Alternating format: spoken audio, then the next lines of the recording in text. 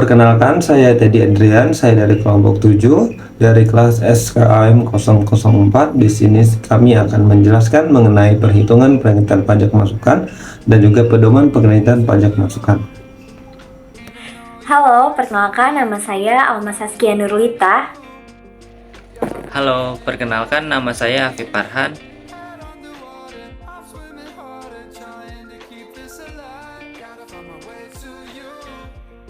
Jadi untuk pembahasan yang pertama saya akan membahas mengenai pasal 1 ayat 24 Undang-Undang Pajak Pertambahan Nilai, di mana pajak masukan ini merupakan pajak pertambahan nilai yang seharusnya sudah dibayar oleh pengusaha kena pajak, sehingga dapat dikatakan bahwa pajak masukan merupakan pajak pertambahan nilai yang muncul akibat transaksi pembelian, di mana pengusaha kena pajak ini dipungut PPN atas pembelian yang dilakukannya, sehingga diasumsikan bahwa PKP tersebut sudah melakukan pembayaran PPN. Lalu untuk pembahasan yang selanjutnya adalah pembahasan mengenai pasal 9 Undang-Undang PPN, di mana di pasal 9 Undang-Undang PPN ini terdapat 3 poin. Dan untuk poin yang pertama adalah pajak masukan dalam suatu masa pajak ini dikreditkan dengan pajak keluaran dalam masa pajak yang sama. Kemudian untuk poin yang kedua, ini bagi pengusaha kena pajak yang belum berproduksi sehingga belum melakukan penyerahan yang terutang pajak, maka pajak masukan atas perolehan dan atau impor barang modalnya dapat dikreditkan. Kemudian untuk poin yang ketiga adalah bagi pengusaha kena pajak yang belum berproduksi sehingga belum melakukan penyerahan yang terutang pajak, ini pajak masukannya selain pajak masukan dari perolehan atau impor barang modal, maka pajak masukannya ini tidak dapat dikreditkan. Kemudian untuk yang selanjutnya saya akan membahas mengenai pajak masukan yang tidak dapat dikreditkan. Jadi ada beberapa pajak masukan yang tidak dapat dikreditkan. Yang pertama ini adalah perolehan barang kena pajak atau jasa kena pajak saat pengusaha belum dikukuhkan sebagai PKP. Kemudian yang kedua, pajak masukan tidak dapat dikreditkan atas pemanfaatan barang kena pajak tidak berwujud atau pemanfaatan jasa kena pajak dari luar daerah pabean sebelum pengusaha ini dikukuhkan sebagai pengusaha kena pajak. Kemudian untuk yang ketiga, ini pajak masukan tidak dapat dikreditkan atas perolehan BKP atau JKP yang tidak mempunyai hubungan langsung dengan kegiatan usaha. Kemudian untuk pembahasan yang selanjutnya adalah ini mengenai pengkreditan pajak masukan bagi pengusaha kena pajak yang belum melakukan kegiatan penyerahan atau ekspor BKP dan atau JKP. Nah, ini di mana SPT masa PPN akan menunjukkan lebih bayar dan atas kelebihan pembayaran tersebut ini dapat diajukan permohonan pengembalian di akhir tahun buku. Namun untuk pajak masukan yang semula diperkenankan untuk dikreditkan dalam jangka waktu tertentu ini tidak dapat dikreditkan apabila PKP belum melakukan penyerahan dan PKP melakukan pembubaran usaha atau mengajukan permohonan pencabutan PKP atau PKP dicabut secara jabatan.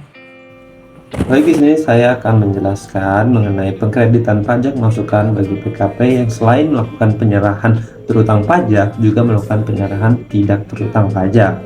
Nah, bagi PKP yang melakukan penyerahan di mana sebagai penyerahan terutang pajak dan sebagian lainnya tidak terutang pajak, namun tidak dapat dihitung secara pasti jumlah penyerahan yang terutang dan juga tidak terutang pajak, maka pajak masukan untuk penyerahan yang terutang pajak dihitung menjadi dan mengacu pada pedoman perhitungan pajak masukan. Pajak masukan yang dapat dikreditkan dihitung kembali dengan menggunakan pedoman berikut, yaitu yang pertama, untuk BKP dengan masa manfaat lebih dari 1 tahun menggunakan rumus P1 sama dengan PM bagi T dikali dengan Z1, di mana P1 adalah jumlah pajak masukan yang dapat dikreditkan dalam 1 tahun buku, PM adalah jumlah pajak masukan, T adalah masa manfaat BKP, Z1 adalah persentase yang sebanding dengan jumlah penyerahan yang terutang pajak terhadap seluruh penyerahan dalam 1 tahun buku. Nah, untuk T sendiri atau masa manfaat BKP itu dibagi 2 pedoman. Yang pertama adalah 10 tahun untuk BKP berupa tanah dan bangunan, 4 tahun untuk BKP selain tanah dan bangunan. Nah, untuk pedoman yang kedua itu adalah untuk BKP atau JKP yang masa manfaatnya kurang dari 1 tahun menggunakan rumus P1 sama dengan PM kali Z1, di mana P1 adalah jumlah pajak masukan yang dapat dikreditkan dalam 1 tahun buku, PM adalah jumlah pajak masukan, dan Z1 adalah persentase yang sebanding dengan jumlah pajak penyerahan yang terutang pajak terhadap seluruh penyerahan dalam 1 tahun buku. Contohnya, misal PKP yang memiliki kegiatan usaha terpadu seperti menghasilkan jagung dan memproduksi minyak jagung, di mana jagung tergolong dalam barang tidak kena pajak atau non-BKP, sedangkan jagung yang sudah diolah menjadi minyak jagung adalah barang kena pajak.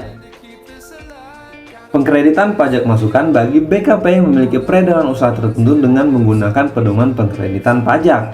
Pedoman pengkreditan pajak masukan digunakan dari PKP yang memiliki peredaran bruto tidak lebih dari 1,8 miliar dalam 1 tahun buku, dengan ketentuan wajib pajak tersebut baru saja dikukuhkan sebagai pengusaha kena pajak, dan peredaran usaha dalam 2 tahun buku sebelumnya kurang dari 1,8 miliar pada setiap tahun buku. Pajak masukan yang dapat dikreditkan yang dihitung dengan menggunakan pedoman sebagai berikut, yaitu 60% dari jumlah pajak keluaran untuk penyerahan jasa kena pajak dan 70% dari jumlah pajak keluaran untuk penyerahan barang kena pajak, di mana pajak keluaran merupakan 10% dari dasar pengenaan pajak atau total peredaran usaha.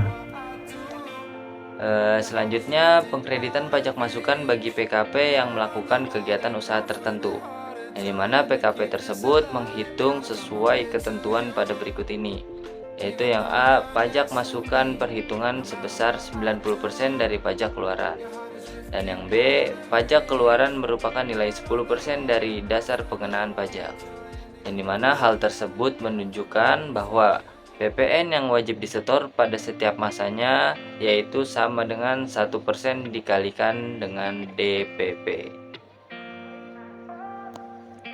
Selanjutnya, pengkreditan pajak masukan sebelum pengusaha dikukuhkan sebagai pengusaha kena pajak.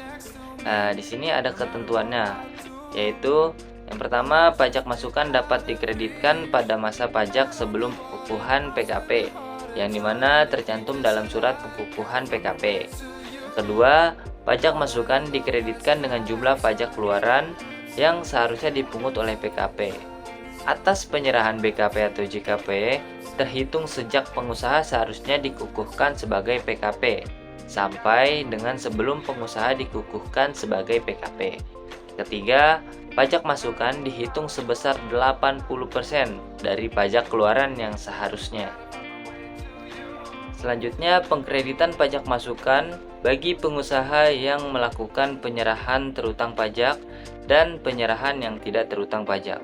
Di sini ada ketentuannya, yaitu yang pertama, pajak masukan atas perolehan barang kena pajak atau jasa kena pajak yang nyata hanya digunakan untuk kegiatan yang terkait dengan penyerahan yang terutang pajak pertambahan nilai. Kedua, pajak masukan atas perolehan barang kena pajak atau jasa kena pajak yang nyata hanya digunakan untuk kegiatan yang terkait dengan penyerahan yang tidak terhutang pajak pertambahan nilai atau mendapatkan fasilitas dibebaskan dari pengenaan pajak pertambahan nilai, tidak dapat dikreditkan seluruhnya. Yang ketiga, pajak masukan atas perolehan barang kena pajak atau jasa kena pajak yang belum dapat dipastikan penggunaannya untuk penyerahan terutang pajak dan penyerahan yang tidak terutang pajak. Pengkreditannya menggunakan pedoman perhitungan pengkreditan pajak masukan yang sebagaimana yang diatur dalam peraturan menteri. Mungkin itu saja yang dapat kami sampaikan mengenai perhitungan pengkreditan pajak masukan. Kurang lebihnya mohon maaf. Assalamualaikum warahmatullahi wabarakatuh.